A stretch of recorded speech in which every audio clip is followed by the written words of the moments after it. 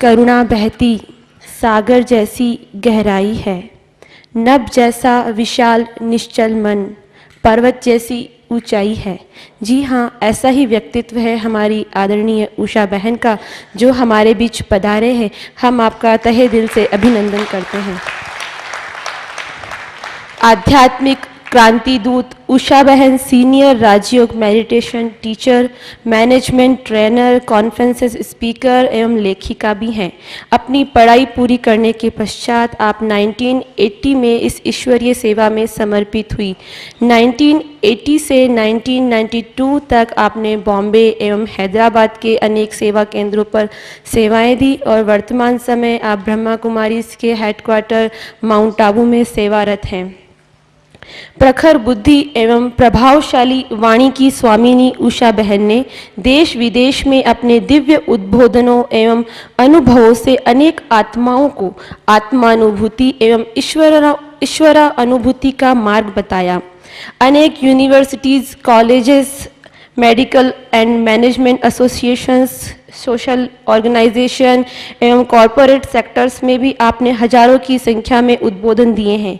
आपके वक्तव्य जी जागरण, आस्था एवं संस्कार, ईटीवी राजस्थान आदि चैनल्स पर समय समय पर प्रसारित किए जाते हैं। तो मैं अनुरोध करती हूँ उषा बहन से कि वे आज का ही जो हमारा सत्र है लीडरशिप एटीट्यूड्स एंड एबिलिटीज़ विषय पर प्रकाश डालें। आदरणीय उषा बहन।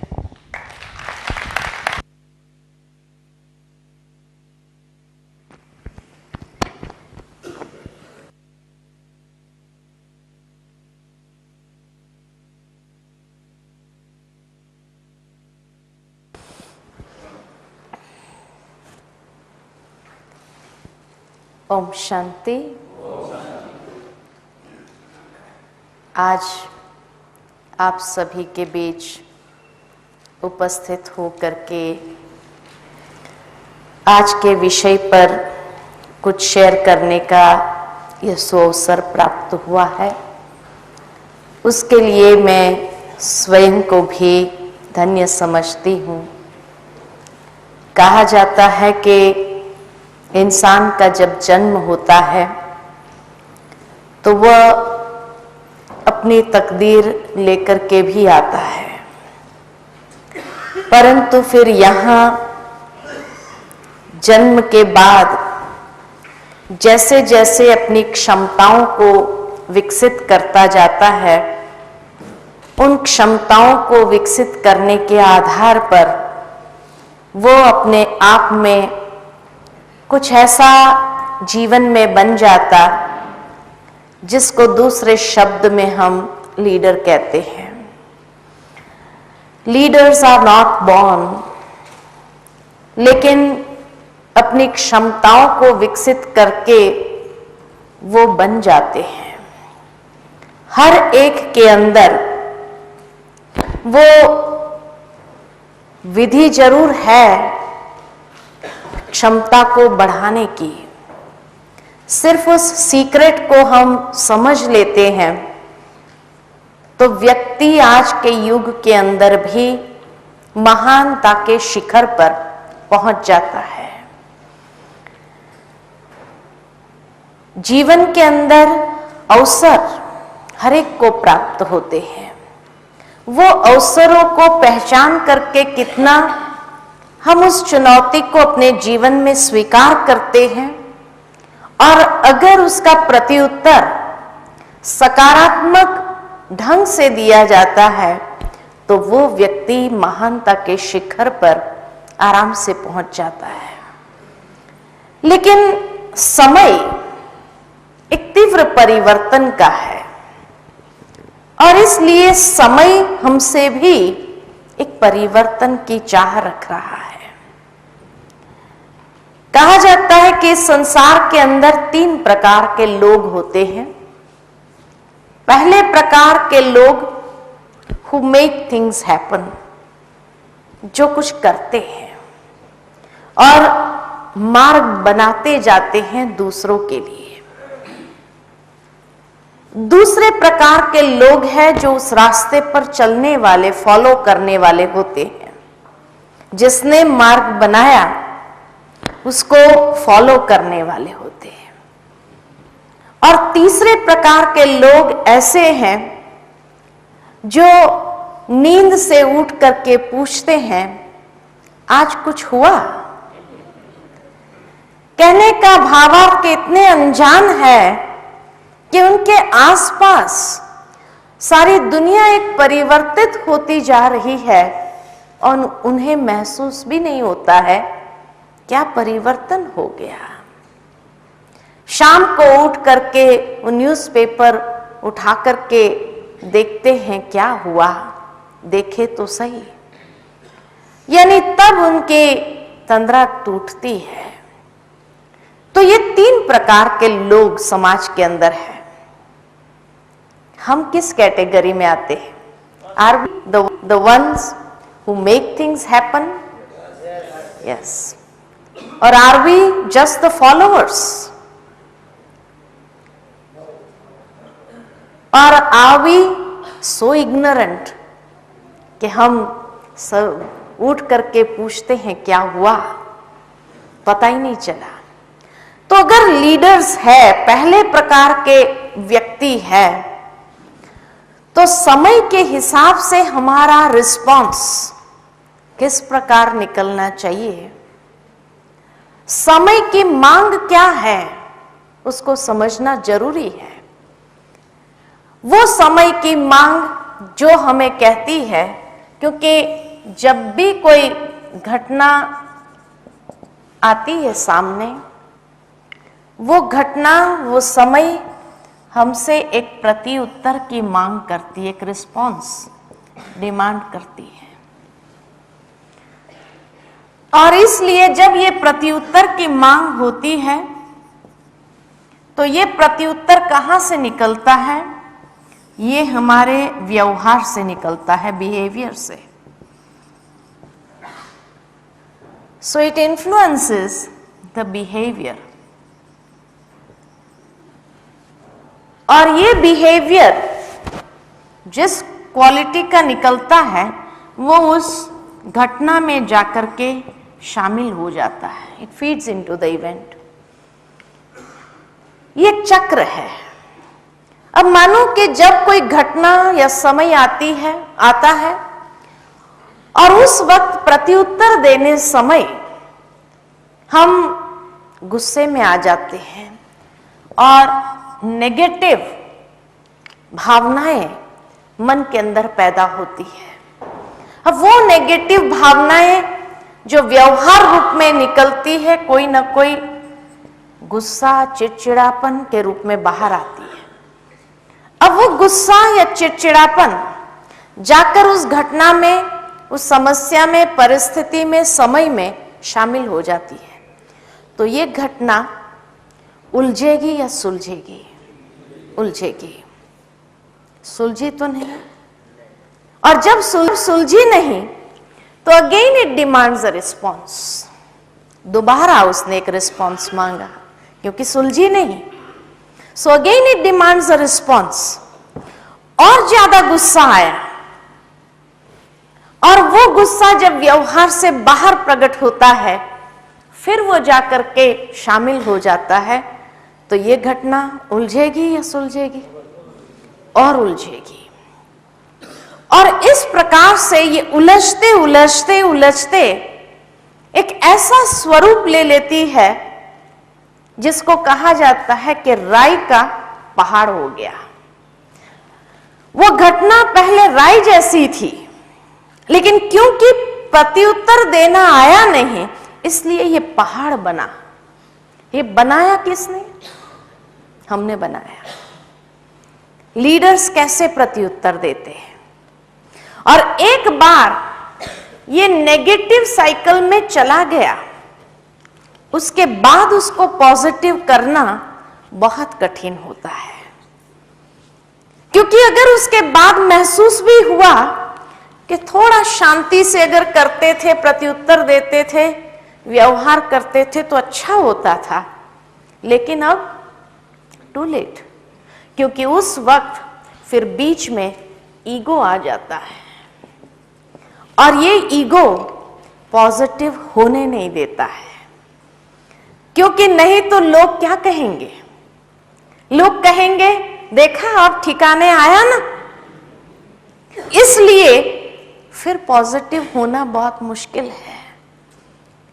लेकिन लीडर्स की डेफिनेशन क्या है? कोई बताए लीडर किसको कहा जाता है? Who is a leader? Lead with example. और हु हैव फॉलोअर्स। और अगर कोई फॉलोअर ही नहीं मिला तो लीडर इज द वन। बहुत सुंदर किसी ने डिफाइन किया है। Yes, leader is who touch the mind and ignite the mind and touch the heart. अच्छा, ignites the mind and touches the heart. He is a leader. लेकिन वो कब होगा?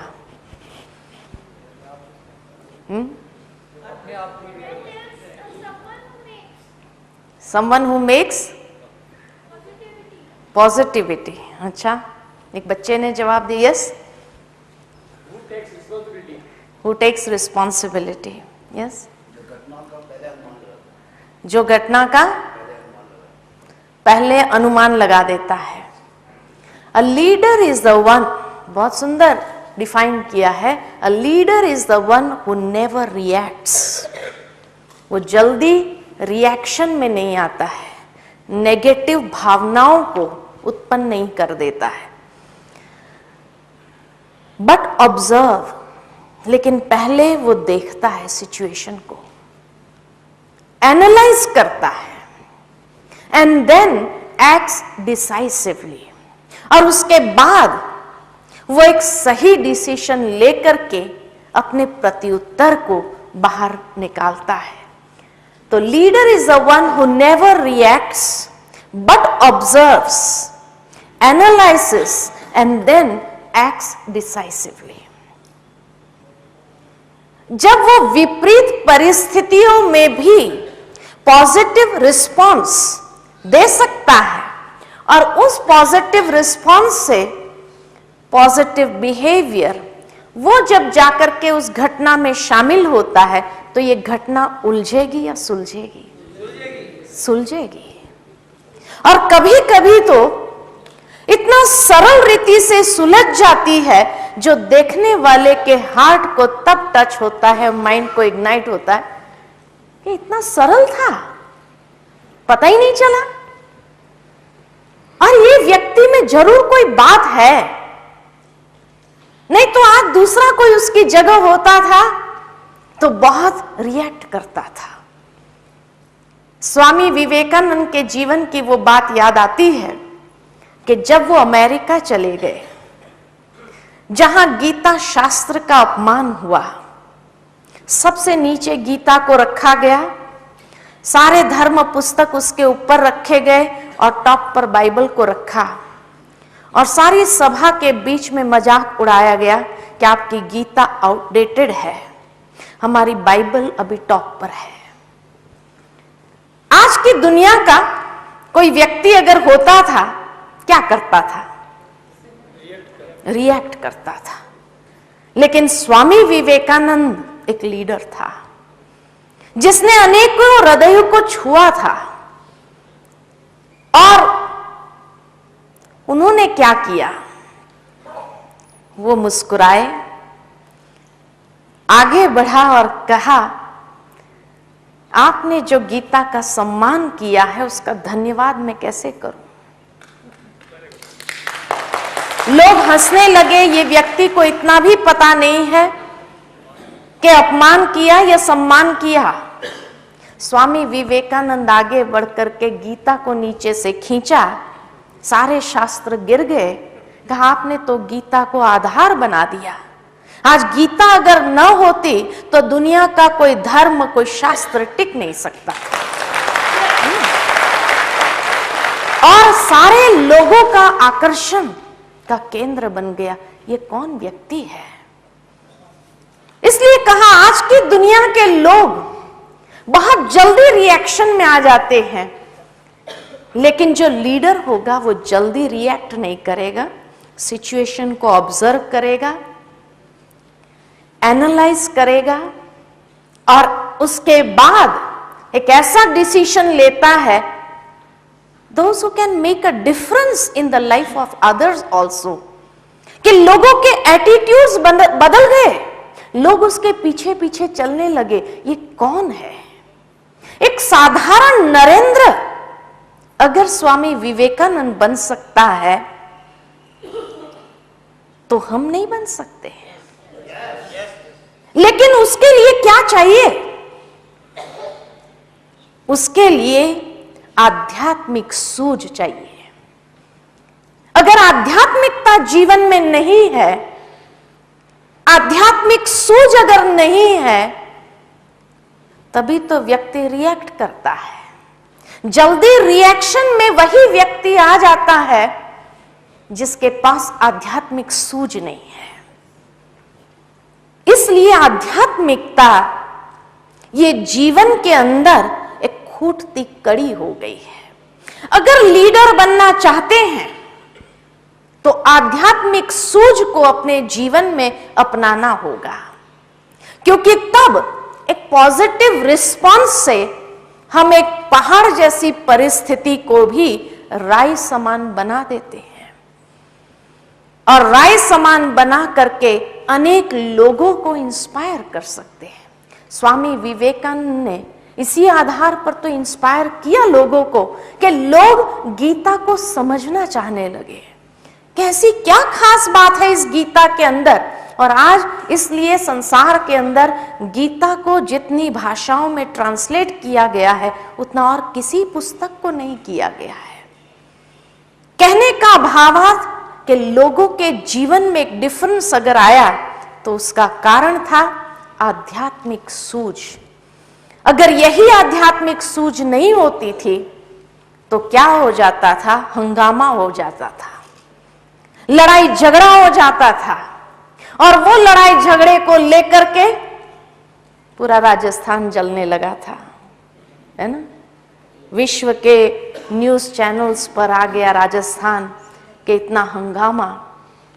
नहीं तो जो राजस्थान के लिए कभी सोच नहीं सकते थे। कुछ दिन पहले हमारे परिचित एक व्यक्ति अमरनाथ की यात्रा पर जा रहे थे, तो वहां सबकी गाड़ियों को चेक करते हैं कहीं कोई हथियार आदि तो नहीं है, ये सोच करके। लेकिन वो परिचित व्यक्ति ने आकर के अपना अनुभव सुनाया कि जैसे ही गाड़ी के ऊपर आरजे देखा, कहा ये राजस्थानी लोग बड़े शांति प्रिय लोग हैं, इनके यहां कुछ नहीं मिलेगा, जाने दो, गाड़ी जाने दो। ये राजस्थान के प्रति एक इमेज थी। लेकिन आज वो राजस्थान क्या हो गया? रिएक्शन। और वो रिएक्शन के कारण जो एक राजा जैसा स्थान था उससे कहां आ गए? नीचे आ गए। क्योंकि एक हफ्ते के अंदर ही कहा कि जब हम गए तब हमारे लिए लोगों ने इस दृष्टिकोण को अपनाया, ये आरजे की गाड़ी है, राजस्थान वाले हैं, इनके अंदर हिंसात्मक वृत्ति नहीं है, उनको जाने दो। और एक हफ्ते के बाद हिंसा की इतनी आग भड़क उठती है, कभी सोच भी नहीं सकते हैं कि राजस्थान में ऐसा हो सकता है। कहने का भावार्थ जो लीडरशिप क्वालिटी थी, लेकिन आज क्या होने लगा? प्रभाव, अनेक बातों का प्रभाव पड़ने लगा और वो लीडरशिप क्वालिटी शायद जाने लगी है। इसलिए हमें अपने आप को फिर से क्या करना पड़ेगा? उस संस्कृति को वापस बचा के रखना होगा। और यही लीडर्स का कार्य है कि ऐसी जागृति ले आए जो नेगेटिव रिएक्शन में ना आए, लेकिन पॉजिटिवली हर बात को हम सुलझा सके।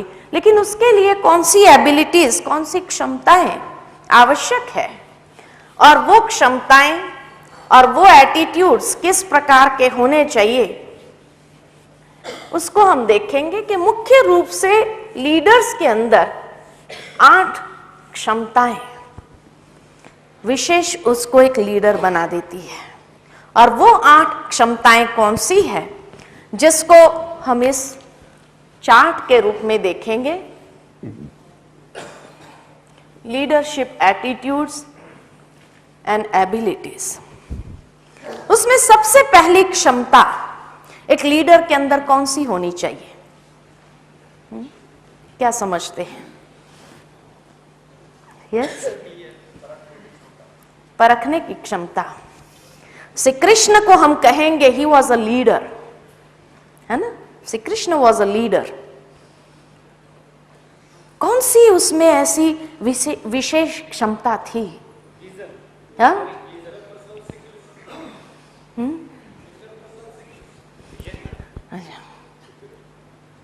100% अट्रैक्शन। कौन सी बात का अट्रैक्शन था?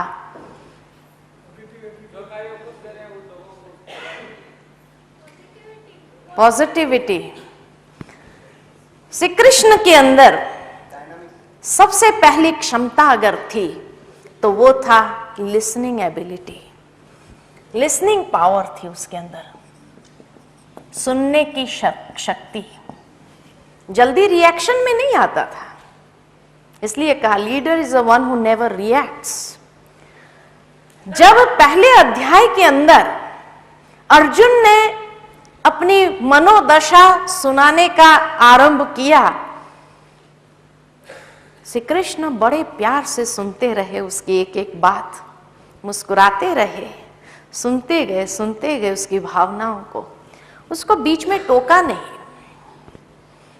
जब उसने पूरा सुना लिया तो इतनी धैर्यता रखना और सुनना ये बहुत बड़ी बात है। उसके बाद गाइड करना। हम लोग क्या करते हैं, बीच में ही काट देते हैं। कोई सुनाना चाह रहा होता है, अपनी मनोव्यथा व्यक्त करना चाह रहा होता है, उसने आपके अंदर कुछ ऐसी बात देखी है, आपसे कुछ प्रेरणा प्राप्त करना चाह रहा है, इसीलिए तो आपको सुनाने आया है, नहीं तो आता ही नहीं था। उसको कोई विश्वास है, कुछ भावनाएं हैं आपके प्रति, तभी वो आपको सुनाना चाहता है, लेकिन हम सुनना ही नहीं चाहते। पता है, हमें पता है ना? ये एटीट्यूड अपना लेते हैं। श्री कृष्ण ने ये एटीट्यूड नहीं अपनाया। पता है, तुम बंद करो अपना, मैं सुनाता हूं वो सुनो, नहीं। उसने पहला अध्याय कि जो भी बातें अर्जुन की थी वो जानता था, और जानते हुए भी वो सुनता रहा। दूसरे अध्याय के भी कम से कम पहले 10 श्लोक फिर भी वो सुनता रहा श्री कृष्ण। जब उसको पूछा अब खाली हो गया तुम, क्या और भी कुछ बाकी है, उसके बाद उसने उसको गाइड करना शुरू किया। तो जल्दी रिएक्शन में नहीं आना। लीडर की सबसे पहली क्षमता है, he has a great listening ability, great listening ability। सुनने की क्षमता उसकी बहुत पावरफुल होती है, जो उसको लीडर बना देती है। लेकिन हम लोगों में सुनने की शक्ति कितनी है? आरसीएम वालों में है? सुनने की शक्ति है? टेस्ट लेवे हम? हाँ? ठीक है, आप सबके पास नोटबुक पेंसिल तो है ना? एक लकीर खींचिए, एक लकीर खींचिए। सभी ने खींच लिया लकीर? हाँ? अब अपने पहले नाम के पहले और आखिरी अक्षर दोनों तरफ लिखो। अपने पहले नाम का पहला और आखिरी अक्षर दोनों तरफ लिखो। Write the first and the last letter of your first name at each end. लिखा? अच्छा, कितनों ने पहला अक्षर यहां लिखा, लास्ट अक्षर यहां लिखा? Just raise your hands. अच्छा, कितनों ने पहला और आखिरी यहां लिखा, पहला और आखिरी यहां लिखा, दो लिखा? दो लिखे, चार अक्षर लिखा, 2 4। हमने क्या कहा था? हमने क्या कहा था कि अपने पहले नाम का पहला और आखिरी अक्षर दोनों तरफ लिखो। कहा था हमने? अपने पहले नाम का पहला और आखिरी अक्षर दोनों तरफ लिखो, कहा था हमने। तो कितना लिखना चाहिए?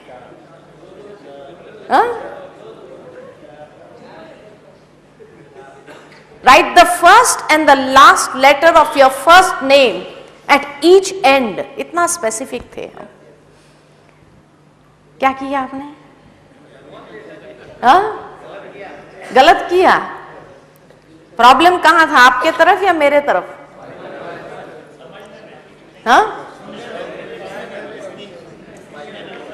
क्यों, सुनने की शक्ति खत्म हो गई थी क्या? समझने की शक्ति नहीं है? अरे सब समझदार लोग बैठे हैं, मैंने तो यही समझा था कि आरसीएम माना समझदार लोग है।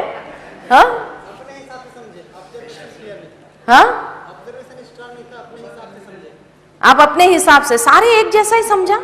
हाँ, एक दो मिसअंडरस्टैंडिंग कर सकते हैं, लेकिन एक दो ही समझ सकते हैं, बाकी सब मिसअंडरस्टैंडिंग करे। ऐसा कभी नहीं लिखे ना, फर्स्ट टाइम ऐसा लिखे दो बार, पहली बार ऐसा। हाँ, या आरसीएम वालों की मेंटल फ्रीक्वेंसी एक लेवल पर ही काम करती है, ऐसा क्या कहेंगे? प्रॉब्लम कहां था, आपके तरफ या हमारे तरफ?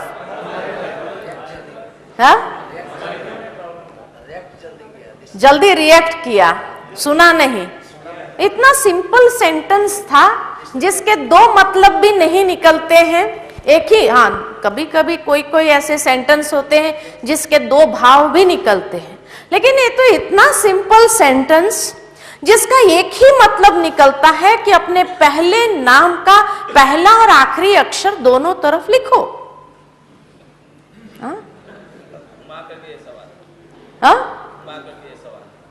घुमा कर कहा गया, ऐसा घुमा कर कहा गया है ना। इसलिए कहा जाता हमेशा एक परिवार से बच के रहना, और वो परिवार में सबसे पहले आती है misunderstanding. She is always first to enter anybody's life. गलत फहमी क्रिएट हो जाती है, but she is never alone. वो अकेले कभी नहीं आती है, उसका कंपेनियन मिस्टर डाउट हमेशा उसके साथ होता है। शंका कुशंका, जैसे भाई को तुरंत शंका आई, कहीं तो ट्रिक है, नहीं तो हम समझदार लोग हैं, हम ये ऐसी गलती करें, ऐसा हो नहीं सकता है, तो जरूर कोई बात है ना। अब डाउट आया, और मुझे भी डाउट आ रहा है कि इसका मतलब सुबह से जितने सेशन आपके हुए, कितना समझा होगा और कितना नहीं समझा होगा। क्या कहेंगे? मिसअंडरस्टैंड तो नहीं कर लिया? सही में समझा? सुबह से लेकर के जितने लेक्चर्स चले, 3 लेक्चर्स तो हो गए ना, तो कितना समझा? और जहां ये दोनों है ना, वहां उनके 4 क्रिएशन साथ साथ चलते हैं। कौन सी 4 क्रिएशन? मास्टर जेलसी, ईर्ष्या आती है। उसके बाद मास्टर हेट्रेड, नफरत आने लगती है। उसके बाद गुस्सा आता है, मास्टर एंगर। और उसके बाद भारत की नेशनल गेम कौन सी है? हर जगह जो खेली जाती है, लेग पुलिंग, टांगे खींचने की। तो इसलिए कहा ये परिवार जहां जाता है ना, इकट्ठा ही जाता है। अगर और थोड़ा खींचे इस बात को, तो शायद आप मेरी टांग खींचना भी शुरू कर दोगे, है ना। डाउट तक तो पहुंच गया, इसलिए आगे न बढ़े तो यहीं रोक लेते हैं, क्योंकि अगर मेजॉरिटी ने मिसअंडरस्टैंडिंग किया है तो जरूर कुछ प्रॉब्लम तो मेरा भी होगा, है ना। प्रॉब्लम कहां था जानना चाहोगे? हमने जब कहा तो आप सुन नहीं रहे थे, इसीलिए मैंने पहले ही पूछा, सुनने की शक्ति है? अगर एक सिंपल सेंटेंस सुनने की शक्ति नहीं है, जब मैं बोल रही थी तब आप सुन नहीं रहे थे, क्योंकि अगर सुना होता था तो इतना सिंपल सेंटेंस है जो मिसअंडरस्टैंडिंग हो ही नहीं सकता है। क्लियर है message. Write the first and the last letter of your first name at each and.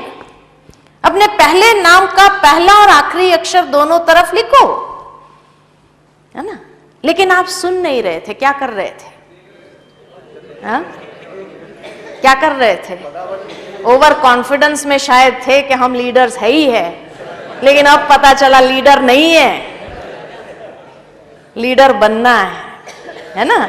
Leader है नहीं, क्योंकि लीडर के अंदर तो सबसे पहली सुनने की शक्ति होती। आप क्या कर रहे थे? आप मुझे देख रहे थे, और हम क्या कर रहे थे?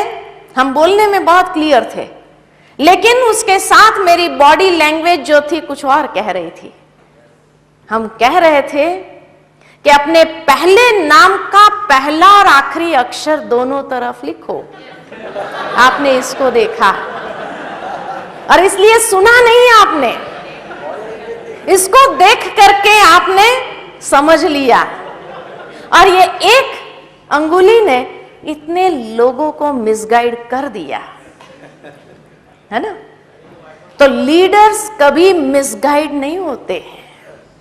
लीडर्स कभी मिसगाइड नहीं होते हैं। उनके पास एक्यूरेट सुनने की शक्ति होती है। क्योंकि आज दुनिया के अंदर कई बार कहा जाता था कि देखने से विश्वास होता है, लेकिन देखने से मिसअंडरस्टैंडिंग हो जाती है ना? आजकल लोग मोबाइल पर भी बात करते हैं ना, सामने वाला देखता नहीं तो भी बॉडी लैंग्वेज को यूज करते हैं, और तीसरा व्यक्ति दूर खड़ा होकर वो सुन नहीं रहा है, वो बॉडी लैंग्वेज को देख करके समझने का प्रयत्न करता है। वही बात है, वही बात है, और जाकर के तीसरे किसी को, अरे वही बात मैं अभी सुन के आया ना, मैंने प्रत्यक्ष अपनी आंखों से देखा ना। और जब वो बात घूमते घूमते घूमते आपके पास आती है, आप सोचते मैंने ये बात कही नहीं, तब दूसरा कहने लगता है, अरे आग के बिना धुआं थोड़ी निकलता है, अगर बात आई है तो कुछ तो हुई होंगी, लेकिन यहां तो बिना आग के ही धुआं निकलता है ना? तो लीडर्स माना जो अपनी बॉडी लैंग्वेज और वर्बल लैंग्वेज दोनों को एक करता है, और उसके तरफ उसका अटेंशन होता है। नहीं तो आप जो कन्वे करना चाह रहे हैं वो बहुत बड़ी गलतफहमी भी क्रिएट कर सकता है। तो लीडर्स कभी भी गलतफहमी क्रिएट नहीं करता है। इसलिए सबसे पहली अगर क्षमता लीडर की है तो वह है सुनने की शक्ति। तो अब तो मिसअंडरस्टैंडिंग नहीं होगा ना? हाँ, नहीं होगा बिल्कुल। दूसरी परीक्षा ले तो उसमें पास हो जाएंगे। खैर अभी हम लेंगे नहीं, आगे समय आने पर ले लेंगे। लेकिन सुनने की शक्ति के साथ दूसरी शक्ति भी चाहिए, और वह है अवेलेबिलिटी।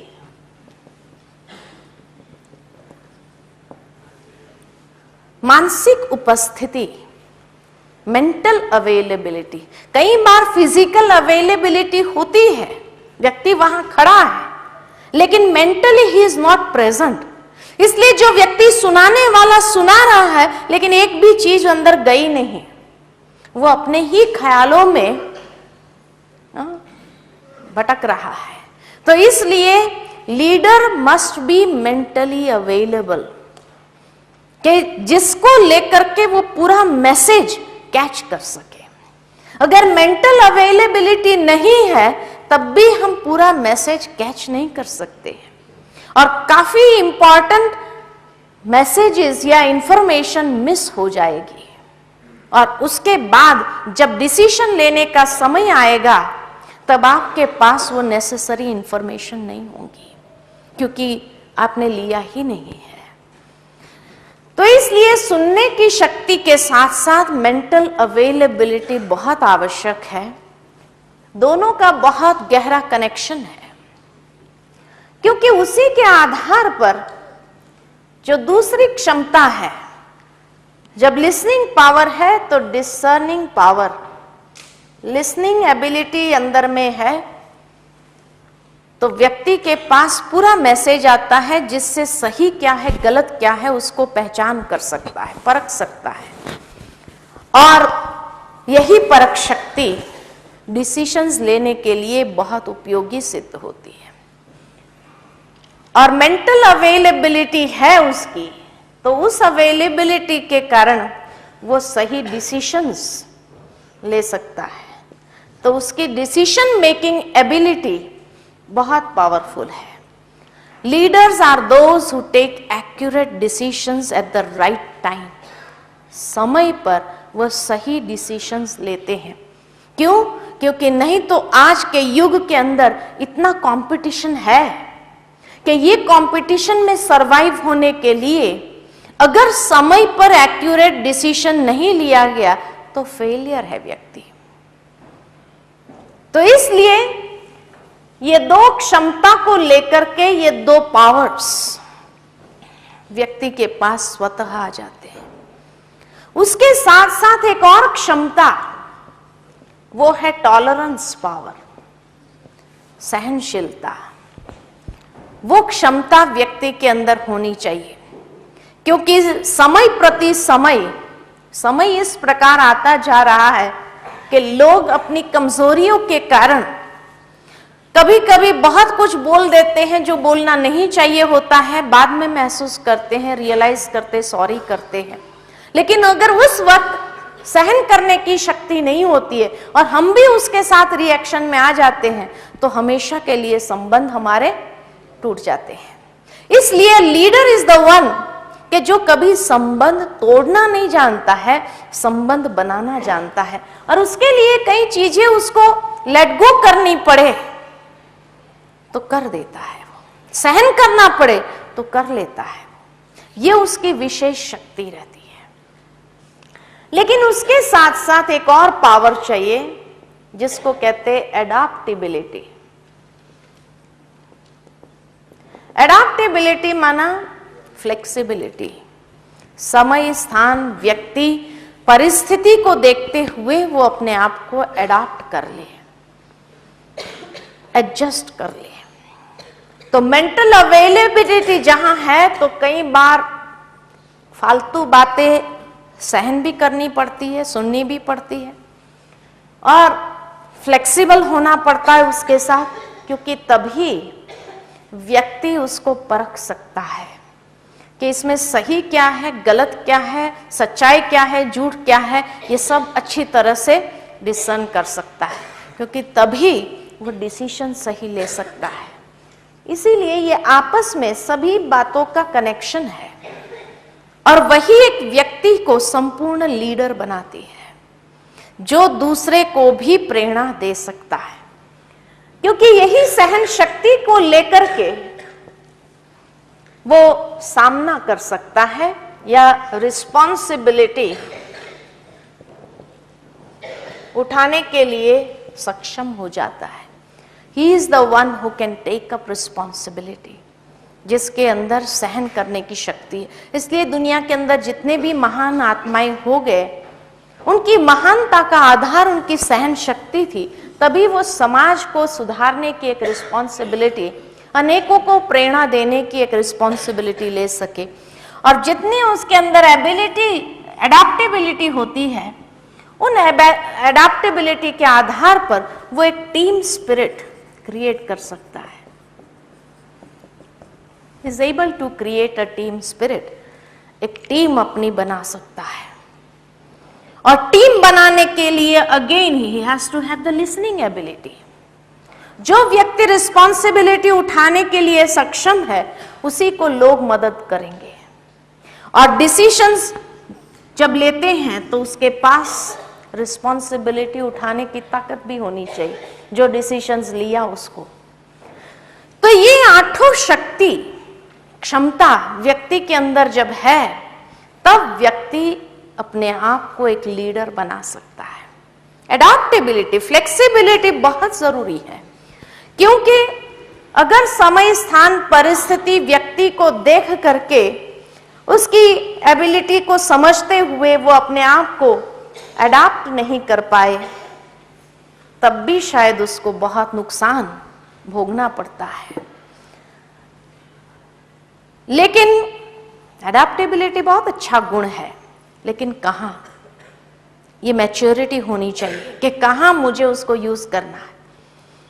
नहीं तो जैसे एक मेंढक होता है ना, मेंढक के पास इतनी अच्छी क्षमता है कि वह अपनी बॉडी टेम्परेचर को बाहर के टेम्परेचर के साथ अडॉप्ट कर लेता है। उसको पानी में डालो, वहां भी अपने बॉडी टेम्परेचर को अडॉप्ट कर लेता है, पानी से बाहर निकालो तो भी अपने बॉडी टेम्परेचर को अडॉप्ट कर लेता है। एक बार एक व्यक्ति ने एक ठंडे पानी की पतीली लिया, उसके अंदर वो मेंढक को रख दिया।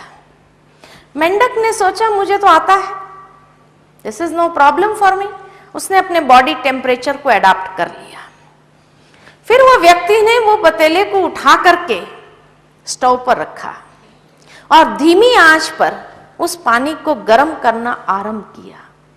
जैसे पानी गर्म होता जा रहा था, the frog thought himself to be so clever, I know how to adjust, I know how to adapt my body temperature, no problem। और वो अपने बॉडी टेम्परेचर को अडॉप्ट करता गया वहां तक कि पानी उबलने की तैयारी पर था। And then he had no power to adopt himself. और सारी शक्ति तो उसने अडॉप्ट करने में लगा दी, अब बाहर कूदने की भी ताकत नहीं थी। So ultimately he is boiled to death, मर जाता है। ठीक इसी प्रकार इस वंडरफुल कैपेसिटी के साथ आज का इंसान है। कहां नहीं एडजस्ट करना पड़ता है, परिवार में एडजस्ट करो, समाज में एडजस्ट करो, कार्य क्षेत्र पर एडजस्ट करो, और एडजस्ट करते करते हम भी इतने माहिर हो गए हैं वो मेंढक की तरह कि अब हमने परिस्थितियों के साथ भी एडजस्ट करना सीख लिया, तनाव के साथ भी एडजस्ट करना सीख लिया कि तनाव के बिना जीवन नहीं होता। एडजस्ट, प्रॉब्लम्स तो आएंगे ही, प्रॉब्लम्स के बिना जीवन नहीं होता। एडजस्ट, और एडजस्ट करने लगे, और कभी कभी वो परिस्थिति धीरे धीरे बॉइल होने लगती है और हम एडजस्ट करते जाते I know how to adjust, no problem, और हम एडजस्ट करते रहते हैं। और वो परिस्थिति जब उबलने की तैयारी पर होती है और उसके बाद उसमें बाहर कूदने की ताकत नहीं होती है, and then finally he also becomes a victim of situations. वो परिस्थिति का शिकार बन जाता है और शिकार बन करके खत्म हो जाता है, उसका अस्तित्व नष्ट हो जाता है। तो इसलिए कब एडजस्ट करना है, कहां एडजस्ट करना है, कितना एडजस्ट करना है, किस विधि से करना है, ये बहुत आवश्यक है। एडजस्टमेंट बहुत अच्छी क्वालिटी है, लेकिन अगर समझदारी नहीं है तो भी हम परिस्थितियों के शिकार बन जाते हैं। इसलिए ये सारी क्षमताओं को विकसित करने के लिए टूल्स टू सक्सेस, सफलता के यंत्र कौन से हैं? वैल्यूज बहुत आवश्यक है। इन सभी का कनेक्शन वैल्यूज के साथ जुड़ा हुआ है। लिसनिंग पावर के लिए कौन सी वैल्यू चाहिए? व्यक्ति सुनने की शक्ति कब रख सकता है, उसके लिए कौन सी वैल्यू चाहिए उसको? हाँ, पेशेंस चाहिए। पेशेंस, धैर्यता चाहिए, गंभीरता। धैर्यता बहुत आवश्यक है, और धैर्यता रखते हुए जब वो सुनता है तो उसको पूरी इंफॉर्मेशन प्राप्त होती है। मेंटल अवेलेबिलिटी कब डेवलप हो सकती है, उसके लिए कौन सी वैल्यू चाहिए? हाँ, फोकस ठीक होना चाहिए, यस, कंसंट्रेशन। और व्यक्ति को मेंटली अवेलेबल कौन सी चीज रहने नहीं देती है? What does not allow us to keep ourselves mentally available? तनाव, टेंशन नहीं,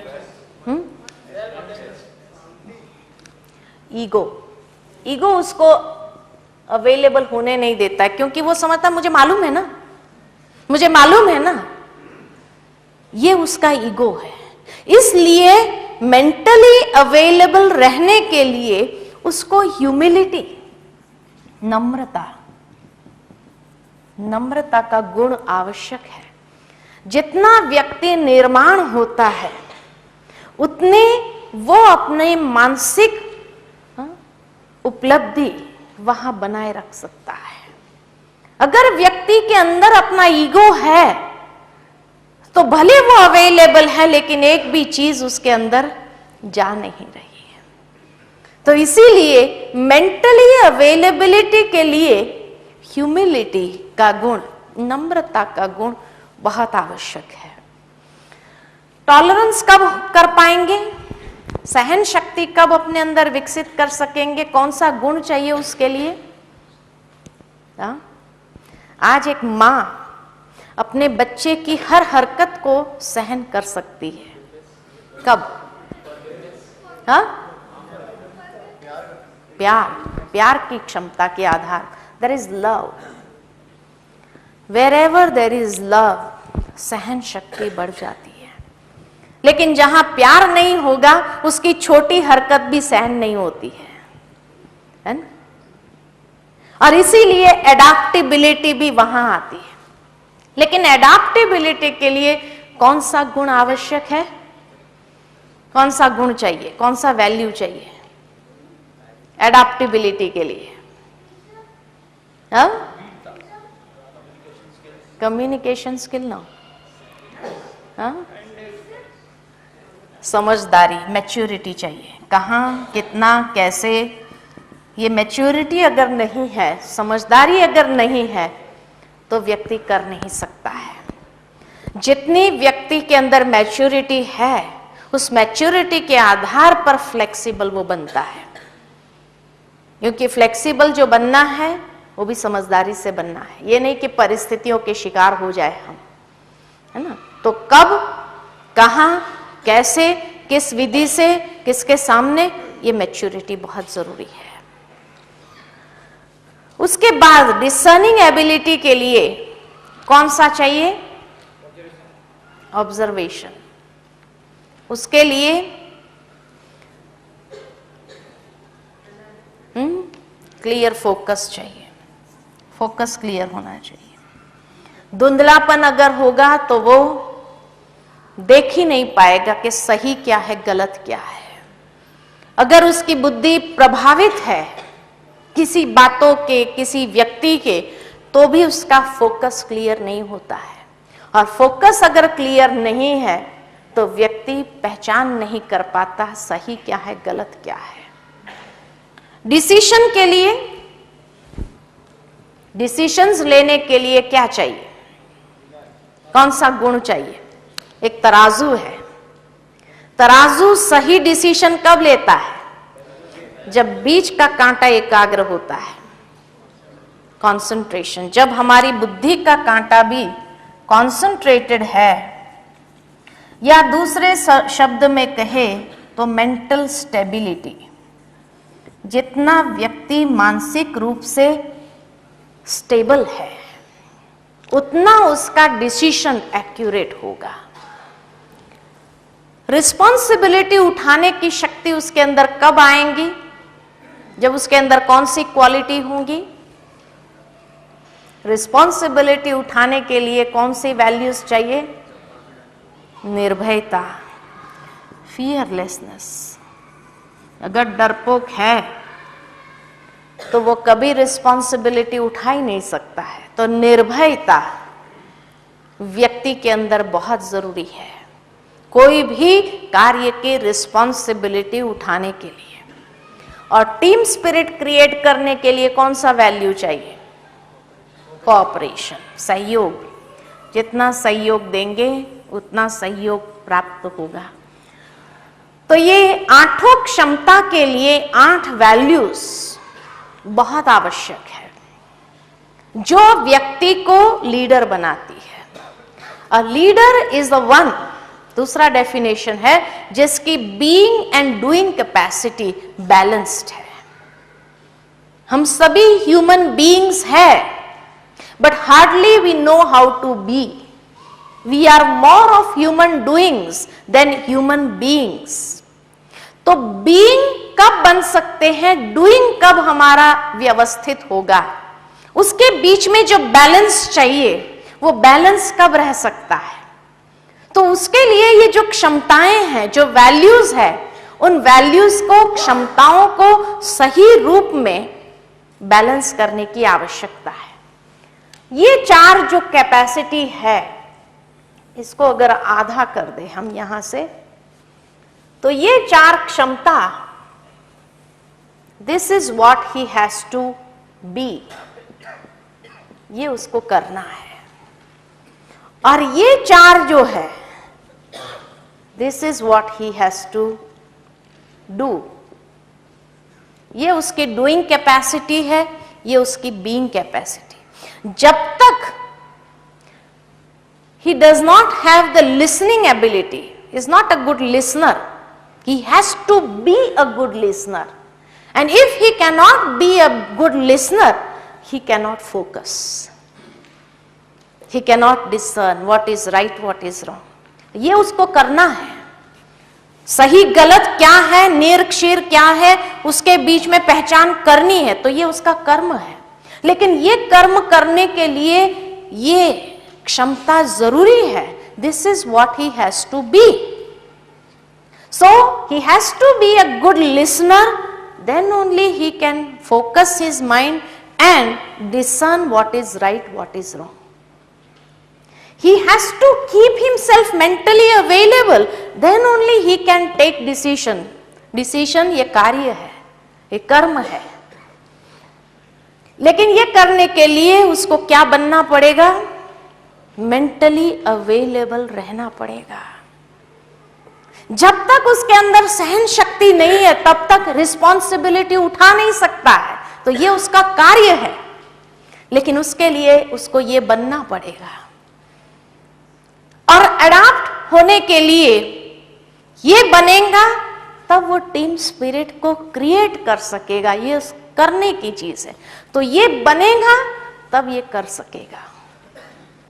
सो he has to be and he has to do.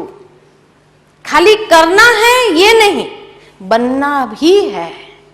और जब तक वो बनेगा नहीं, तब तक करने की क्षमता उसके अंदर आएगी नहीं। इसलिए सर्वप्रथम he has to be a good leader, then he can carry out. क्योंकि a leader is always in the front of the place. कोई भी गैदरिंग में प्रथम रहेगा और तब लोग उसके पीछे पीछे चलेंगे। ये नहीं कि वो पीछे रहेगा और लोगों को धक्का मारेगा, जाओ, नहीं, वो साथ में रह करके सबको खींचता हुआ चलेगा, रास्ता बनाएगा। तो इसलिए कहा first he has to be and then he can do. जब वो बनता है तो लोगों का विश्वास जीत सकता है। लेकिन ये चीजें, ये सारी क्षमताएं हमारे अंदर है, ऐसे नहीं कि नहीं है हमारे अंदर। लेकिन दिन भर में फ्लक्चुएट बहुत होते हैं। सुबह जब व्यक्ति उठता है ना, उस समय उसके सुनने की शक्ति कितनी होती है? मैक्सिमम होती है ना। अगर ये लाइन को हम एक स्केल के रूप में डिवाइड करें 10, तो सुबह में व्यक्ति की सुनने की क्षमता कितनी होती है? मैक्सिमम मे बी 8 पॉइंट, है ना, उसके सुनने की शक्ति होगी। मेंटली अवेलेबल भी वो अपने आप को रख सकता है, वो भी मैक्सिमम होगा। टॉलरेंस पावर भी मैक्सिमम होगा। सारी क्षमताएं मैक्सिमम होती है, एक बड़ा सर्कल उसका बनता है। लेकिन एक हेक्टिक डे के बाद शाम को उसकी सुनने की शक्ति कितनी होती है? हाँ, माइनस में हो जाती है या नील हो जाती है। है ही नहीं, और इसलिए जल्दी रिएक्शन कर में आ जाता है। जब ये क्षमता उसकी फुल होती है तो रिएक्शन में नहीं आएगा, तब पॉजिटिव उसका प्रोएक्टिव तरीका होगा कार्य करने का। लेकिन जब उसकी क्षमता नील हो जाती है तब उसका तरीका क्या हो जाता है, रिएक्टिव फोकस बन जाता है, नहीं तो प्रोएक्टिव फोकस होता है। पॉजिटिव फोकस से काम करता है या फिर नेगेटिव। तो सुबह सुबह में, इसीलिए लोगों को अगर कुछ कन्विंस करना होता है अपने बड़ों को, तो क्या करते, सुबह सुबह उससे बात करो, शाम को नहीं बात करना। शाम को पता नहीं क्या टेंशन हुआ होगा दिन भर में, उसके सुनने की क्षमता है भी या नहीं मालूम नहीं। इसलिए सुबह सुबह उसको बात करेंगे, सुबह उसको मिलेंगे, सुबह में उससे जो करवाना है करवा सकते हैं, है ना। तो कहने का भावार्थ कि हम फ्लक्चुएट करते रहते हैं। सुबह के समय में we are very good leaders, और क्लॉकवाइज हम चलते हैं। ये हमारा सर्कल जो है ना पूरा क्लॉकवाइज चलता है। We are good listeners. We keep ourselves mentally available. We tolerate also. We adapt ourselves according to the situation. व्यक्ति को देख करके we are able to discern and take good decisions.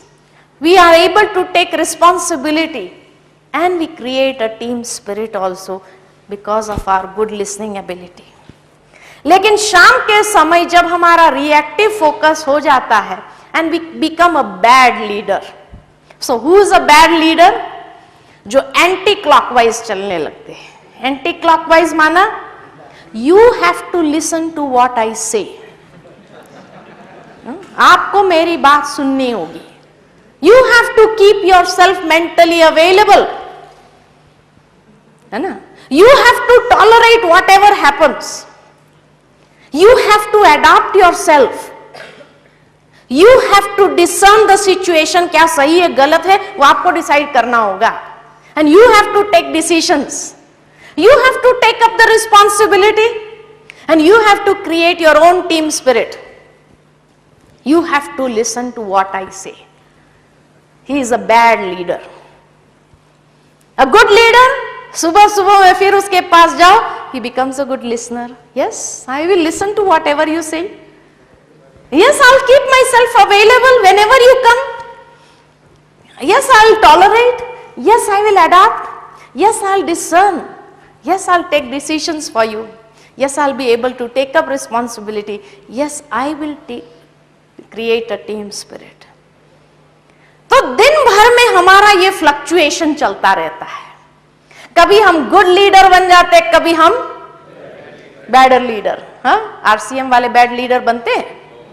हाँ, अभी तो बोला आपने।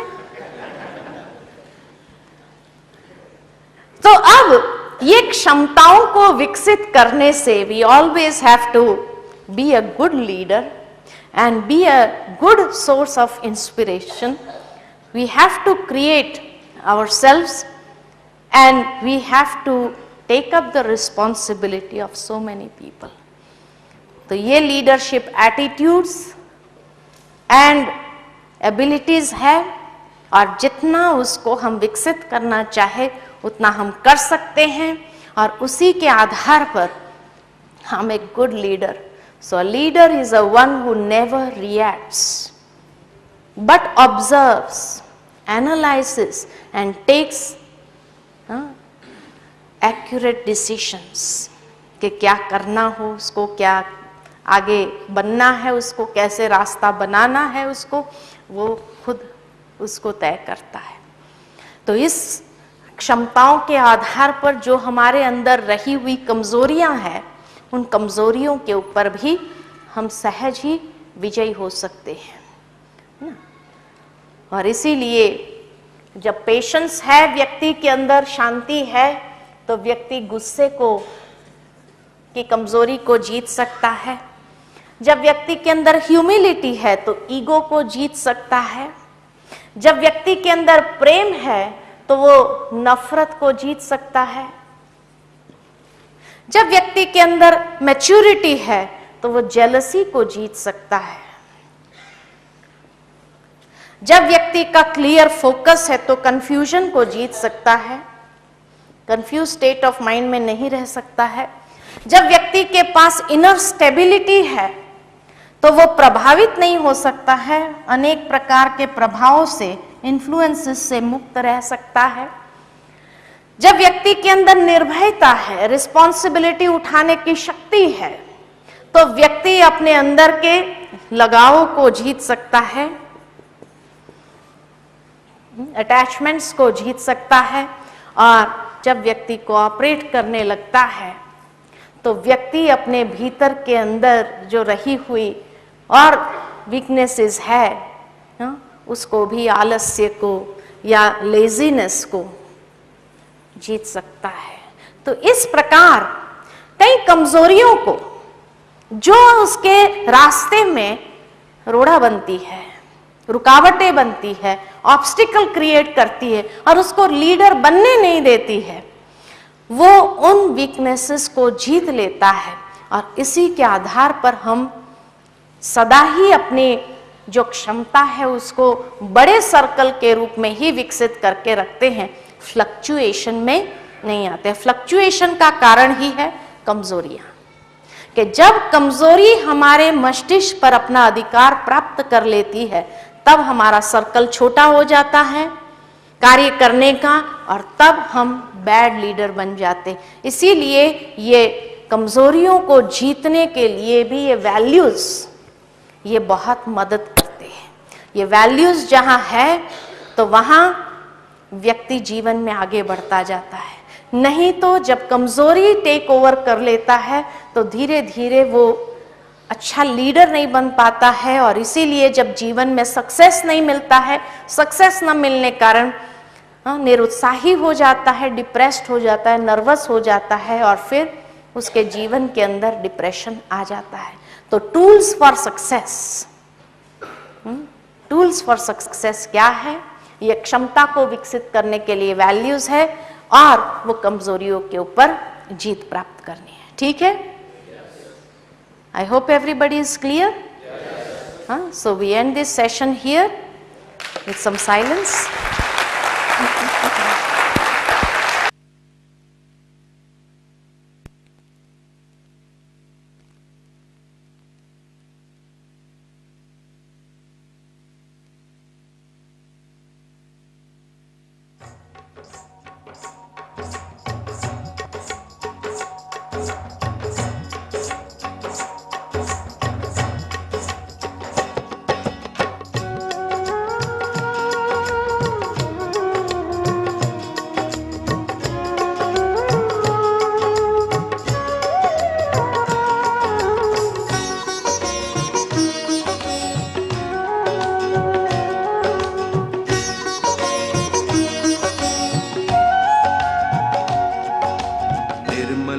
जीवन अपना हो संकल्प विमल, निर्मल हो जीवन अपना हो संकल्प विमल। खुद को हम बदले इतना जग ये जाए बदल, खुद को हम बदले इतना जग ये जाए बदल। आत्म परिवर्तन कर ले, विश्व परिवर्तन कर दे। आत्म परिवर्तन कर ले, विश्व परिवर्तन कर दे।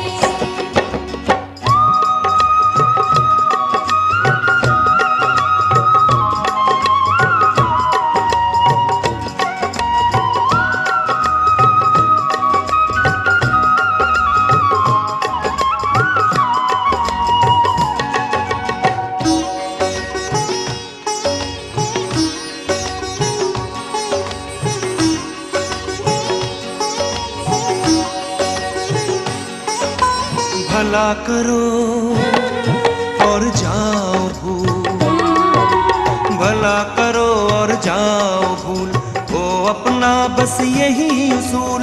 शूल बिछाए कोई पथ में तो भी बिछाना हमको फूल, तो भी बिछाना हमको फूल। शुभ संकल्पों के मोती सुख के रचे महल, शुभ संकल्पों के मोती सुख के रचे महल। खुद को हम बदले इतना जग ये जाए बदल, खुद को हम बदले इतना, जग ये जाए बदल। आत्म परिवर्तन कर ले, विश्व परिवर्तन